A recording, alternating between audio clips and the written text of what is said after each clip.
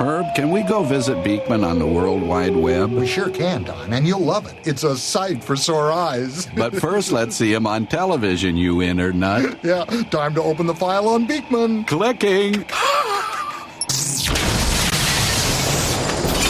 Fact. Most people would have to eat 117 tomatoes to gain 1 pound.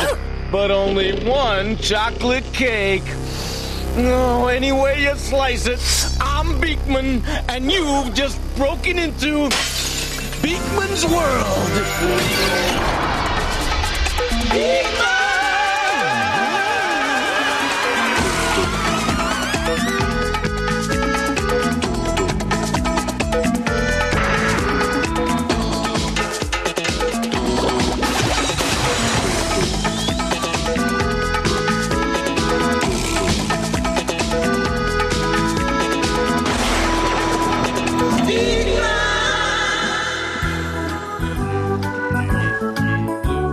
I'm head over heels with curiosity.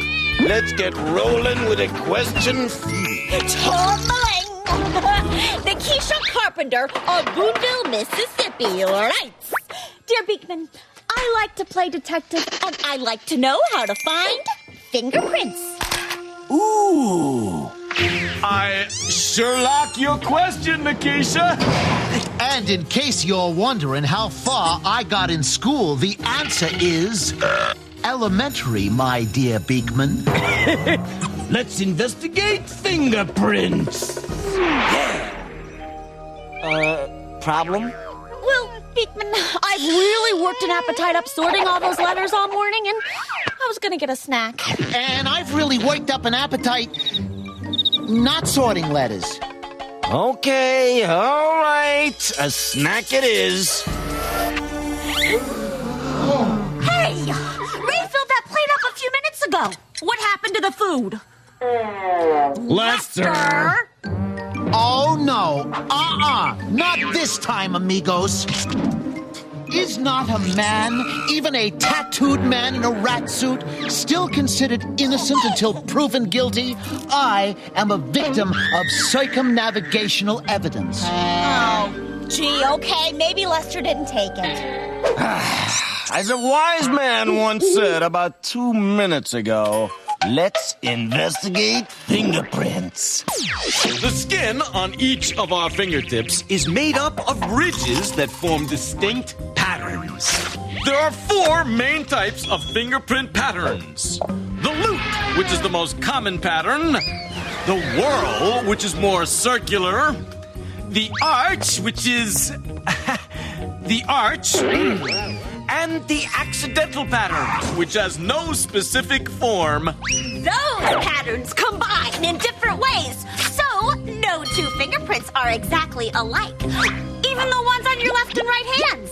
Not only that, but identical twins have unidentical fingerprints. You're my attorney. If you don't believe me, who will? I'm telling you, Larry, I've been framed. So, Beaky, if everyone has different fingerprints, then whoever took the food must have left their prints all over the stuff. Careful, Phoebe, believe it or not. You don't want to mix your fingerprints in with our suspect's fingerprints. Okay, I won't mix prints, but how do we match them? Well, we could use special chemicals that react with the sweat and oil on potentially felonious fingers. Or we could shine a laser beam on the prints. Both ways make the prints show up in different colors. Or we can do it the way detectives have done it for over 100 years. We can dust for prints. To make your own fingerprinting kit, here's what you'll need. A piece of charcoal, a table knife, a small art brush,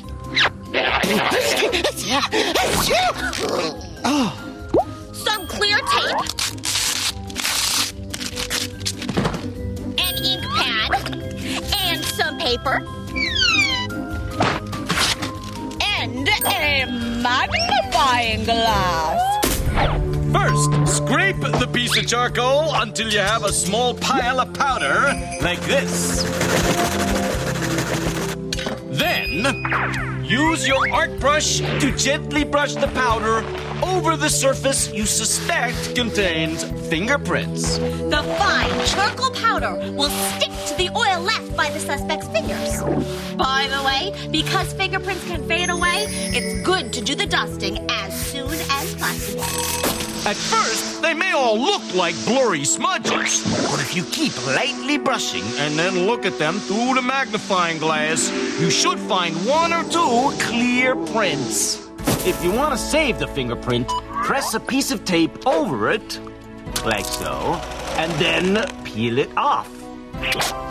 Then, stick the tape onto a piece of white paper like this. Now all we have to do is compare the fingerprints we found at the scene of the crime against our fingerprints. And we'll have our food napper. Yeah. Spread 'em.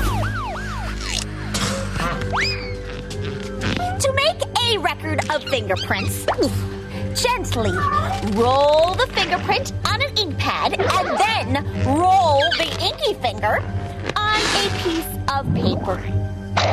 Phoebe needs to find matching patterns in the whorls, arches, and loops in the fingerprints. Investigators use computers to compare fingerprints. When they find at least 11 points on each print that are exactly alike, they know they found a match. Oh, none of Lester's prints match the ones on the glass. Well, well, well. Looks like somebody's owed an apology. Kisses are nice, although cash is timeless and always in good taste. We're sorry, Lester. What was that? We're sorry, Lester. I can't hear you! As a gesture of our deep remorse, have a donut. Apology accepted.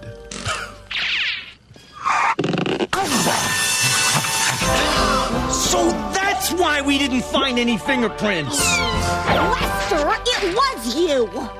Sorry. We can't hear you. Sorry. Coming up next, it's Gross on Toast. We'll see what's cooking in Art Burn's diner after this. Whatever it is, I'm sure it comes with a side of flies. So don't buzz off. Beakman's World will be right back. And now, back to Beakman's World. Let the games begin. It's time to scour your skull. Here he is, the equestrian of equilibrium, the pedestrian of the petulant, the Tina Yothers of the O Brothers, the one, the only, the Beakman. You wrench him? I'll drench him. Let's Macarena! Let's not!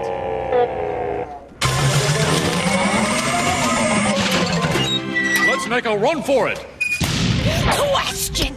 Mallory Dolson of Cleveland, Ohio writes, Dear Beakman, is there anything that'll take that bad taste of medicine away? Answer: before you swallow bad-tasting medicine, it helps to suck on an ice cube. It'll numb your taste buds. Question. Is there really a bird called the Roadrunner and does it go beep beep? Answer: the Roadrunner is a real bird, and yes, it does run. It's a member of the cuckoo family, and is the state bird of New Mexico. But it doesn't say beep beep like the Roadrunner in the cartoons. Beep beep beep beep. Roadrunners make a distinctive clacking sound that sounds like this. Ooh! Put the kibosh on the correspondence. Do you know what that music means? The buffet is open? No. It means it's time for Cooking with Art, where you learn how to cook up some tasty science experiments with stuff you can find right in your own kitchen. Here's your host, the always appetizing Art Burn. Yo, Art Boy here. Welcome to my humble commode. Today I'll be furthering his education on crystalline formation. Maybe I'll just have a wooden spoon. Wooden spoon! Thank you. Some wooden coffee stirrers. Wooden stirrers, baby! A couple couple of small cups or containers. Containers! Yeah! A cup and a half of sugar. Sweet sugar! Thank you. A half a cup of water. Oh, and a pan. Pan, baby! Thank you. You're welcome!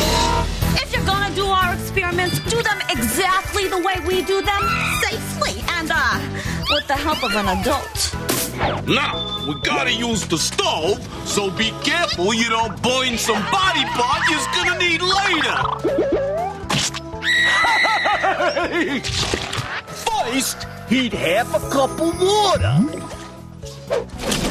Then, start adding your sugar a little at a time. Keep stirring till it all dissolves. Hey! Did you stop stirring? What are you, mental? There, that's better. Now, when it's all dissolved, let the whole stinking mess boil for a minute or two. It'll be kinda thick, but clear, with none of them nasty little sugar bits floating anywheres. Next, pour your scoop into your small containers and put them where no dust or crud can fall into them. Hey, don't forget your wooden coffee stirrers. Now you just have to wait, and I'm gonna kick back and chill for a couple of weeks. Yo, we're back, and ain't some things worth the wait? Yeah. Looky. The water has evaporated and left hunks of candy behind. How, you may ask? When that super sugary water evaporated, it left tiny molecules of sugar in the bowl. When sugar molecules get together, they line up in orderly patterns that science-type persons call crystals. So there you have it, another sweet work of art. This is Art Point until next time, saying... Yo, get out of my kitchen! Coming up next, finally we take on flatulence. If there's ever a test that you can pass gas, don't cut away. We'll be right back. Beakman's World will be right back. And now, back to Beakman's World.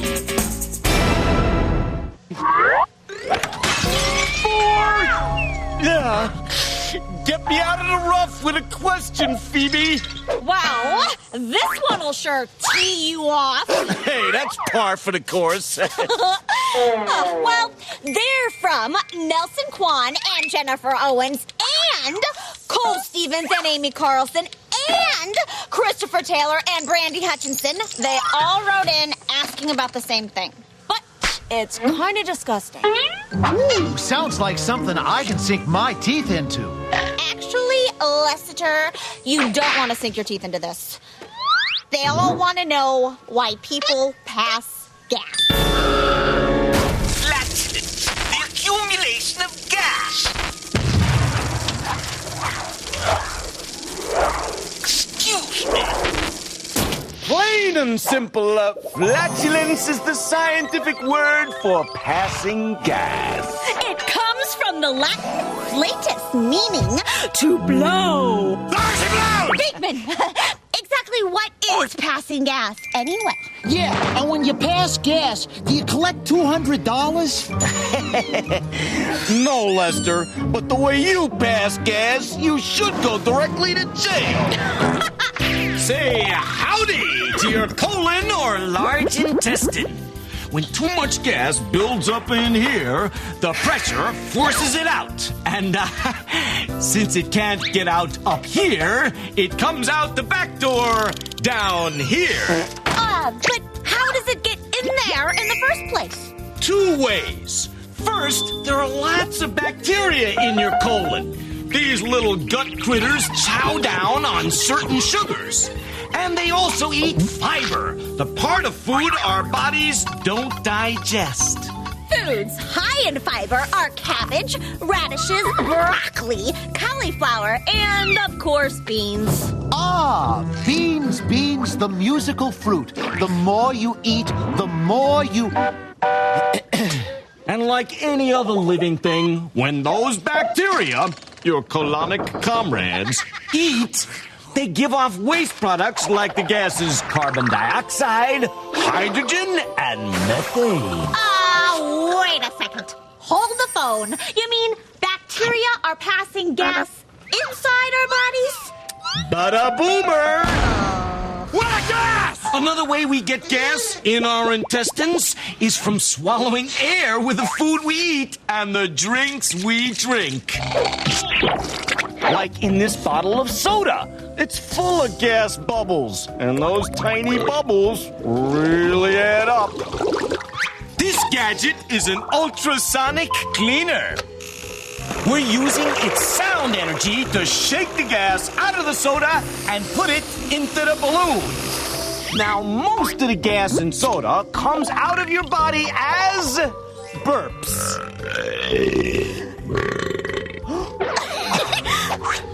But plenty of that gas makes its way past your stomach and into your colon. Okay, now I know how gas gets in, but why does it make a sound when it comes out? It does? For the gas to get out of your colon, it has to pass through the... Drum roll, please. Anal sphincter! Control yourself, Ray. The... Anal sphincter is a ring of muscle that acts like a door to keep your butt shut. And when the gas comes out, it vibrates that narrow opening, making a sound like this. Oh, inspiring demo, Beakman. Oh, Cool demo! Most of the gases we pass, carbon dioxide, hydrogen, and methane, have no odor at all. But we also pass tiny amounts of smelly gases like indole, scatol, and the ever stinky, rotten egg-scented, eye-tearing hydrogen sulfide. Thank you! Oh, when you sneak out even a few molecules of these puppies, it's every man for himself. While it's not really polite to pass gas around other people, Lester, it's an important and normal function of your body. And if you try to hold the gas in, you can make yourself sick. which is why I am the picture of health. So, pass gas proudly because you are not alone. Why, everybody does it. Even guys with fleas do it. In fact, I feel one coming right now. I mean a song! Do it to the music. Let the rhythm take you. Stand up, everybody. Let vibration shake you. Flatulence. It's man-made turbulence. Your own wind instruments, just let it go. Cut the cheese.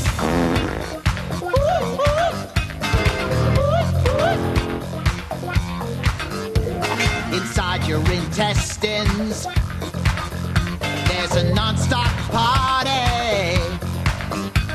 Bacteria digesting. That's why you feel farty. Flatulence. It's man-made turbulence. Break your wind instruments, just let it go. Cut the cheese. So Nelson, Jennifer, Paul, Amy, Christopher, and Randy too. Thanks for writing. May the fox be with you. Oh, who cut the cheese?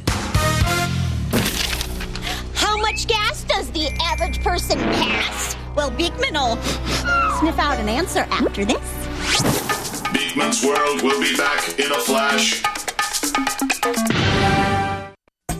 And now, back to Beakman's World.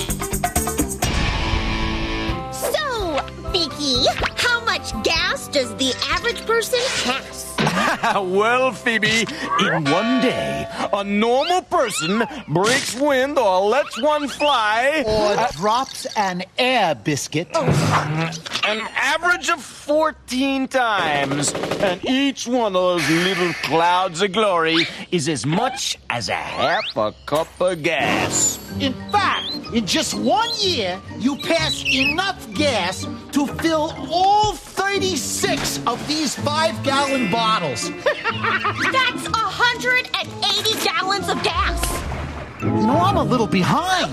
We better evacuate before he does. See you next time on Beakman's World.